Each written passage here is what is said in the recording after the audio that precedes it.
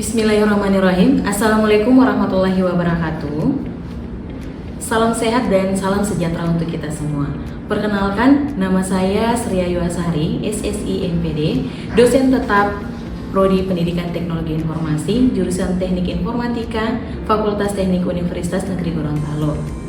Dengan NIDN 0016089305. Melalui kesempatan ini, izinkan saya menyampaikan pernyataan diri dosen atau PDD dalam rangka unjuk kerja Tridharma Perguruan Tinggi atau UKTPT pada bidang pengajaran. Video ini dimaksudkan sebagai salah satu syarat dalam proses sertifikasi dosen gelombang 1 yang diselenggarakan oleh Kementerian Pendidikan Tinggi, Sains, dan Teknologi pada tahun 2025. Pada kesempatan kali ini, saya akan menjelaskan salah satu dari mata kuliah yang saya ampu, yaitu mata kuliah kecerdasan buatan. Mata kuliah ini merupakan mata kuliah yang dikembangkan berdasarkan dengan visi program studi, yaitu unggul dan berdaya saing dalam pengembangan dan pemanfaatan teknologi informasi. Mata kuliah ini dikontrak di semester 5 yang merupakan mata kuliah pilihan dengan jumlah bobot SKS yaitu 2 SKS. Proses pembelajaran pada mata kuliah ini dilakukan secara tatap muka atau secara langsung di dalam kelas serta dilakukan secara asinkronus, yaitu mahasiswa dapat mengakses materi, menerima dan memasukkan tugas melalui diskusi melalui laman Sepada Universitas Negeri Gorontalo. Seperti pada umumnya, mata kuliah kecerdasan buatan memiliki 16 kali pertemuan sesuai dengan kalender akademik UNG. Kemampuan yang diharapkan atau capaian pembelajaran pada mata kuliah ini terdapat 4, yaitu yang pertama atau CPMK yang pertama, mahasiswa dapat memahami konsep dasar pengetahuan atau knowledge dan berbagai metode untuk mempresentasikan pengetahuan. Yang kedua, mahasiswa mampu melakukan representasi terhadap pengetahuan yang terkait dengan dunia nyata. Yang ketiga, mahasiswa dapat memiliki kemampuan untuk menyelesaikan masalah dengan menerapkan berbagai metode pencarian. Yang keempat, mahasiswa dapat memiliki pengetahuan aplikasi di bidang kecerdasan buatan. Nah, adapun deskripsi singkat mata kuliah ini yaitu membahas yang pertama adalah konsep dasar kecerdasan buatan dan perkembangannya. Yang kedua, konsep dasar pengetahuan dan metode representasi pengetahuan. Dan yang ketiga, teknik penyelesaian masalah dengan metode pencarian dan aplikasi-aplikasi sistem cerdas pada bidang kecerdasan buatan. Model pembelajaran yang diterapkan dalam mata kuliah ini adalah case method, di mana case method ini merupakan pendekatan pembelajaran berbasis kasus yang melibatkan siswa dalam menganalisis, mendiskusikan, dan mencari solusi untuk masalah nyata yang disajikan dalam bentuk studi kasus. Nah, adapun metode pembelajaran yang dipakai adalah yang pertama ceramah, yang kedua diskusi kelompok, yang ketiga tanya jawab, dan yang terakhir adalah presentasi. Media pembelajaran yang digunakan diantaranya ada PowerPoint, Canva, dan Sepada UNG. Penilaian pada mata kuliah kecerdasan buatan dilakukan secara objektif, di mana sistem penilaian pada mata kuliah ini terbagi menjadi 4. Yang pertama, kehadiran dan partisipasi sebesar 10%. Yang kedua, tugas sebesar 20%. Dan yang ketiga, UTS sebesar 30%, dan yang terakhir adalah UAS sebesar 40%. Pada masing-masing komponen penilaian menggunakan rubrik penilaian untuk memastikan penilaian dilakukan secara akuntabel, adil, dan objektif. Penilaian ini kemudian akan disampaikan kepada mahasiswa sebagai wujud dari transparansi penilaian yang dilakukan. Baik, itulah tadi pemaparan terkait deskripsi rencana pembelajaran semester pada mata kuliah kecerdasan buatan. Selanjutnya, marilah kita simak video pembelajaran di dalam kelas.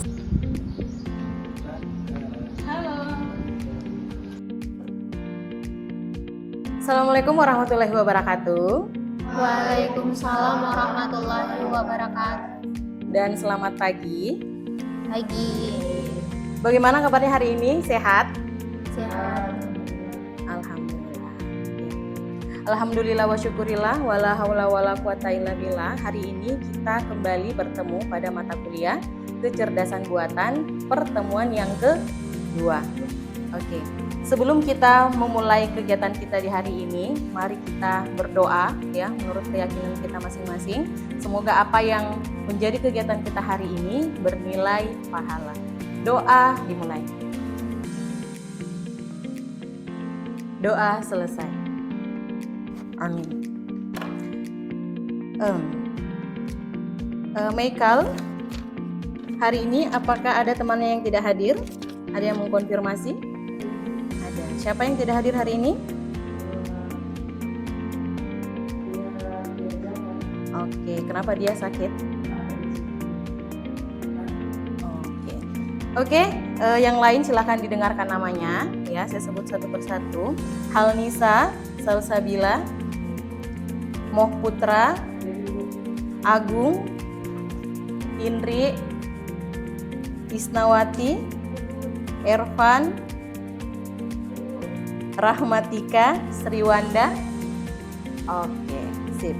Oke, jadi hari ini kita akan melanjutkan ya pembahasan kita dari pertemuan yang sebelumnya. Tapi terlebih dahulu kita melihat dulu ya tujuan pembelajaran kita hari ini ya. Jadi tujuan pembelajaran kita hari ini adalah mahasiswa mampu menjelaskan terkait dengan definisi kecerdasan buatan dan area aplikasinya ya. Ini yang menjadi tujuan pembelajaran kita di hari ini. Nah, di sini saya sudah sediakan barcode ya. Jadi silahkan kalian boleh nantinya ya men-scan barcode tersebut untuk kalian bisa lihat RPS secara seutuhnya ya, supaya kalian bisa lihat pertemuan selanjutnya apalagi yang menjadi tujuan pembelajaran kita. Oke, jadi untuk hari ini yang saya tampilkan adalah tujuan pembelajaran kita di hari ini, yaitu mahasiswa mampu menjelaskan terkait dengan definisi kecerdasan buatan dan area aplikasinya. Oke, sebelum kita masuk pada pembahasan kita hari ini, ada yang masih ingat terkait dengan apa yang kita bahas di pertemuan sebelumnya? Oke, silakan Rahma, Ya. berdiri silakan. Jadi pada pertemuan sebelumnya kita membahas tentang pengantar kecerdasan buatan. Oke, iya ya, kita membahas terkait pengantar kecerdasan buatan karena pertemuan sebelumnya kita masih berada di pertemuan pertama sehingga kita masih berada di pengantar dan kemarin kita sempat juga membahas terkait kontrak kuliah ya. Iya, oke. Kalau begitu kita lanjut ya. Jadi di sini ada persepsi ya bahwa kecerdasan buatan era kecerdasan buatan ini bisa menjadi awal dari sebuah babak perpindahan ya dari manusia ke mesin, betul ya. Tapi perlu diingat kecerdasan buatan juga memiliki ideologi ya, paling tidak dipengaruhi oleh yang mendesainnya. Di sini saya tanya, kalau misalnya kita mendesain suatu kecerdasan buatan bisa tidak berjalan tanpa ideologi? Tidak ya? Tidak. Jadi bagaimana kecerdasan buatan itu bisa tercipta karena adanya ideologi di dalamnya. Ya, itu sebagai persepsi kita sebelum masuk pada pembahasan materi inti hari ini. Nah, kembali lagi, apa yang dimaksud dengan kecerdasan buatan? Ya, jadi kita mengulas sedikit kembali dengan pembahasan sebelumnya bahwa dalam era digital, ya, teknologi AI atau kecerdasan buatan memainkan peran penting dalam berbagai aspek kehidupan, utamanya dalam aspek pendidikan. Ya, jadi saya rasa ya kita dalam dunia pendidikan ini ada tidak yang tidak pernah merasakan yang namanya peran dari manfaat AI? Tidak ya? Saya rasa semuanya sudah merasakan apa manfaat dari AI itu ya. Oke, kita lanjut. Jadi AI merupakan bidang ilmu komputer yang berfokus pada pembuatan sistem atau mesin yang dapat melakukan tugas-tugas yang biasanya membutuhkan kecerdasan buatan ya. Jadi itu sekilas terkait dengan kecerdasan dari sistem terkait dengan penjelasan dari kecerdasan buatan. Nah, selanjutnya di sini ada beberapa sudut pandang ya terkait dengan kecerdasan buatan itu ya. Jadi yang pertama dari sudut pandang kecerdasan. Jadi kecerdasan buatan akan membuat mesin menjadi cerdas ya, mampu berbuat seperti apa yang dilakukan oleh manusia. Kemudian sudut pandang penelitian. Jadi kecerdasan buatan adalah suatu studi bagaimana membuat agar komputer ini ya dapat melakukan sesuatu sebaik yang dikerjakan oleh manusia. Oke. ya. Kemudian sudut pandang dari segi bisnis, ya. Jadi kecerdasan buatan atau AI adalah alat strategis untuk meningkatkan efisiensi operasional layanan dan daya saing melalui otomasi dan pengambilan keputusan berbasis data. Kemudian yang terakhir sudut pandang pemrograman. Jadi kecerdasan buatan adalah suatu studi bagaimana membuat agar komputer dapat melakukan sesuatu sebaik yang dikerjakan oleh manusia. Jadi itu beberapa sudut pandang terkait dengan kecerdasan buatan. Nah, selanjutnya keuntungan AI. Nah, di sini keuntungan AI ada banyak sekali keuntungan AI ya. Jadi di sini yang saya tampilkan cuma 4 ya. Jadi yang pertama, meningkatkan produktivitas. Ada yang bisa memberikan contoh terkait keuntungan AI meningkatkan produktivitas. Ada yang bisa? Saya, Bu. Oke, silakan berdiri. Siapa Nisa ya? Ya. Oke, silakan Nisa. Jadi contohnya itu seperti Google Maps. Oke. Mengapa? Karena Google Maps menggunakan AI dalam membantu pencarian rute tercepat untuk dilalui. Oke, mantap, betul sekali ya. Jadi dengan adanya AI itu bisa meningkatkan produktivitas. Salah satu contohnya dengan pemanfaatan Google Maps ya. Dengan hadirnya Google Maps yang tadinya misalnya kalau kita ingin ya menuju suatu alamat, kita turun dari kendaraan kemudian bertanya. Jadi dengan hadirnya AI ini, dengan pemanfaatan Google Maps, kita bisa duduk santai ya di atas kendaraan sambil buka Google Maps, kita bisa sampai pada tujuan. Ya, oke. Jadi itu keuntungan AI yang pertama. Oke. Kemudian keuntungan AI yang kedua itu adalah layanan 24 jam. Nah, ada yang bisa memberikan satu contoh terkait dengan layanan 24 jam? Saya, Bu. Oke, Wanda silakan berdiri. Contohnya itu adalah chatbot B. Mengapa? Karena chatbot B memberikan pelayanan yang lebih cepat, efisien, dan personal. Oke, terima kasih banyak jawabannya Wanda. Jadi layanan 24 jam itu contohnya seperti chatbot bank ya. Contohnya seperti apa, Bang? Misalnya Bank BRI ya. Kan kalau misalnya kita ya, Bank BRI ya, kan Bank BRI sekarang sudah ada yang namanya Brimo, aplikasi mobile ya. Jadi kalau misalnya pada penggunaan aplikasi Brimo ini kita terdapat masalah, misalnya tidak bisa sampai uangnya padahal kita sudah transfer, jadi kita bisa melakukan pengaduan di tombol pengaduan ya, atau bantuan biasanya ya nama tombolnya. Nah, misalnya walaupun ya jam 12 malam kalau misalnya kita ingin melakukan pengaduan boleh ya, itu dengan hadirnya chatbot dari aplikasi ya. Jadi sekarang dengan keuntungan penggunaan AI ini, jadi layanan itu bisa berjalan 24 jam. Ya, itu salah satu contohnya. Kemudian keuntungan yang ketiga yaitu adalah kemampuan analisis data. Nah, ada yang bisa memberikan satu contoh dari kemampuan analisis data ini? Misalnya seperti aplikasi yang mendeteksi langkah kaki, apalagi lagi ngetren sekarang kan, orang yang lari-lari kemudian dihitung jaraknya. Jadi itu salah satu aplikasi yang dapat mengukur langkah kaki, detak jantung, ya gitu. Oke.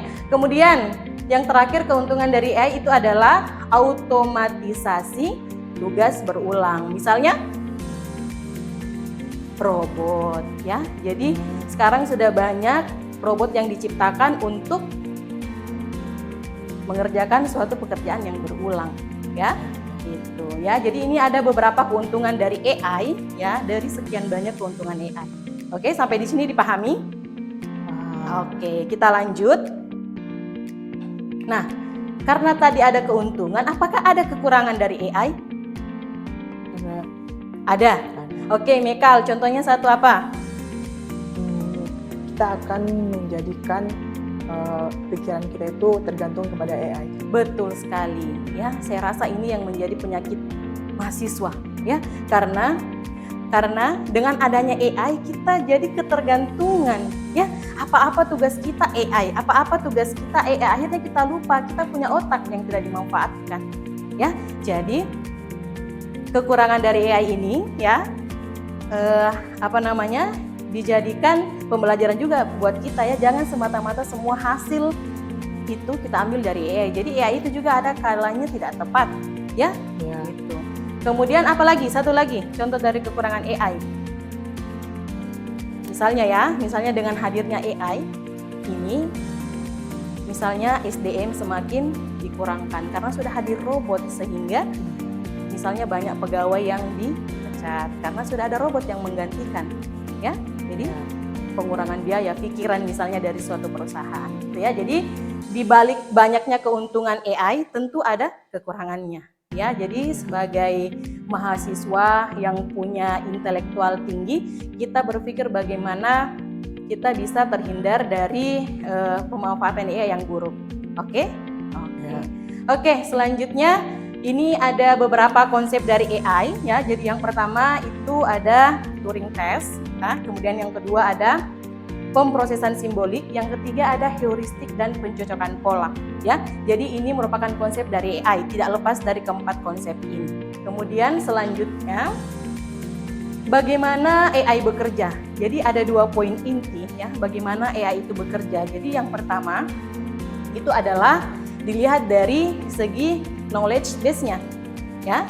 Kemudian yang kedua adalah inference engine-nya. Jadi kita perhatikan gambarnya ini, ya. Jadi kita input masalahnya, ya. Kemudian nanti akan bekerja ke knowledge base-nya. Seperti apa masalah yang ada. Kemudian nanti akan diproses oleh AI.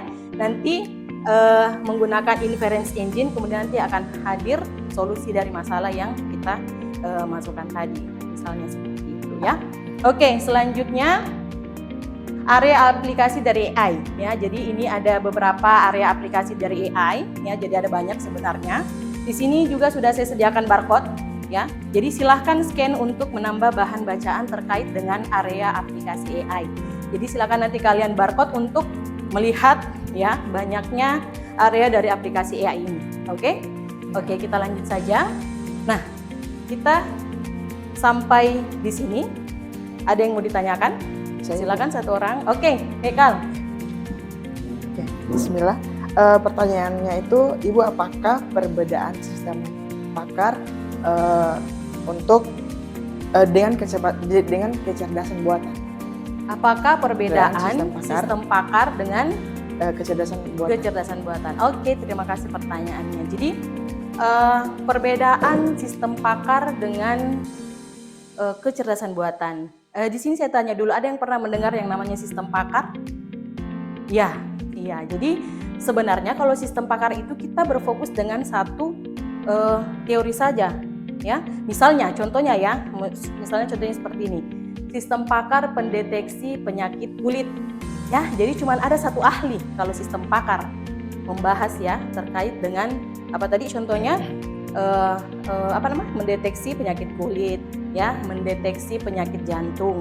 Jadi cuma ada satu pakar, tidak bisa misalnya 2, jantung dengan ke kulit misalnya gitu. Kalau kecerdasan buatan kan semua-muanya bisa kita manfaatkan, ya. Jadi itu bedanya. Intinya kalau sistem pakar itu juga cuma satu teori, satu keilmuan, seperti itu. Paham? Ya, paham. Oke. Kalau begitu kita lanjut, ya. Masih ada pertanyaan yang lain mungkin? Sudah, ya? Cukup, ya? Oke. Nah, sekarang kita masuk ke kuis. Jadi kuis hari ini sebagai evaluasi untuk bagaimana mengukur pemahaman kalian tentang materi yang disampaikan pada hari ini. Jadi silahkan dinyalakan komputernya, kemudian kalian masukkan, ya, barcode, kode maksudnya. Bisa dilihat. Saya sebutkan saja, ya, 56 9098.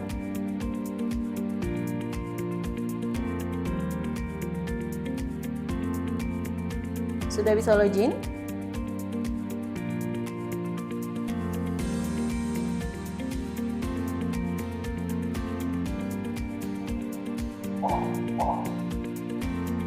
Oke, sudah ada beberapa yang login, ya. Oke. Jadi kuis ini terdapat beberapa pertanyaan ya, jadi silakan dijawab sesuai dengan kemampuan.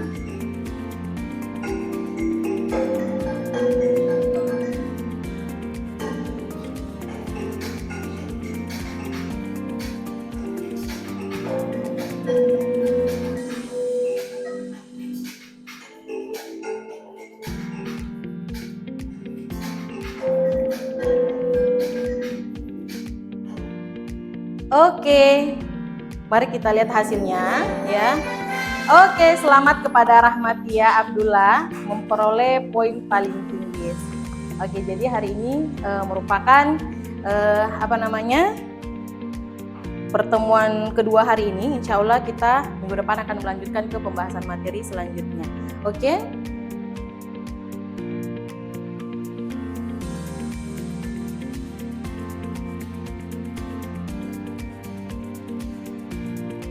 Oke, mungkin ada salah satu di antara kalian yang bisa ya memberikan kesimpulan untuk pembahasan materi kita hari ini. Ada satu orang, boleh? Saya, Bu. Oke, Maika lagi, silahkan. Untuk kesimpulan untuk materi hari ini yaitu tentang teknologi artificial intelligence ya, yaitu kecerdasan buatan memainkan peran penting dalam berbagai aspek kehidupan, utamanya dalam aspek pendidikan, banyak membawa manfaat dalam memudahkan pekerjaan. Oke, terima kasih. Ya, jadi itu yang menjadi kesimpulan dari pembahasan materi kita hari ini. Nah, selanjutnya ini ada pekerjaan yang harus kalian kerjakan di rumah ya. Jadi silakan kalian tuangkan penjelasan Anda dengan menggunakan media yang Anda kuasai. Jika familiar dengan video, buat dalam bentuk video. Jika suka infografik, buat dalam bentuk infografik. Jika suka dalam bentuk paper, buatlah dalam bentuk argumentasi ilmiah. Jadi silakan kalian jelaskan terkait dengan apa itu kecerdasan buatan ya. Oke, jadi itu untuk tugasnya. Kemudian ini adalah materi di pertemuan kita, pertemuan selanjutnya di pertemuan ketiga, yaitu yang pertama elemen dari teori pengetahuan dan tekniknya. Kemudian yang kedua, teknik-teknik representasi pengetahuan serta dapat menjelaskan kelebihan dan kekurangan dari teknik tersebut ya.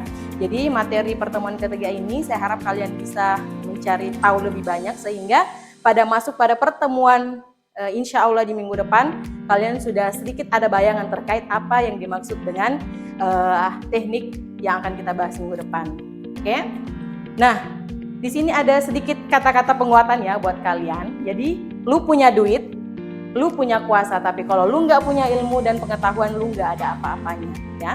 Jadi maksudnya di sini, silahkan kalian perbanyak ilmu sehingga kalian bisa dianggap oleh masyarakat ataupun dunia ini, ya. Oke? Adapun referensi ya yang menjadi sumber pembahasan materi kita ini ya. Ada beberapa, ada 3, kemudian sudah sampai di slide yang terakhir, artinya perkuliahan kita akan berakhir ya saat ini. Nah, kita akhiri ya perkuliahan kita hari ini dengan pantun ya. Kalau saya sudah membacakan nanti kalian bilang cakep ya. Oke, jadi burung dara, burung cendrawasih. Cakep. Bisa dicari dulu di Papua. Cakep. Oke, cukup sekian dan terima kasih. Semoga bermanfaat untuk kita semua. Terima kasih. Saya akhiri dengan mengucapkan billahi taufiq wal hidayah. Wassalamualaikum warahmatullahi wabarakatuh. Waalaikumsalam warahmatullahi wabarakatuh. Sekian video rekaman pembelajaran dalam mata kuliah kecerdasan buatan. Video ini digunakan sebagai salah satu syarat penyusunan dokumen pernyataan diri dosen dalam unjuk kerja Tridharma Perguruan Tinggi atau PDD UKTPT. Semoga dapat menjadi pertimbangan baik dalam proses pengajuan sertifikasi dosen gelombang 1 tahun 2025. Terima kasih. Billahi taufiq wal hidayah. Wassalamualaikum warahmatullahi wabarakatuh.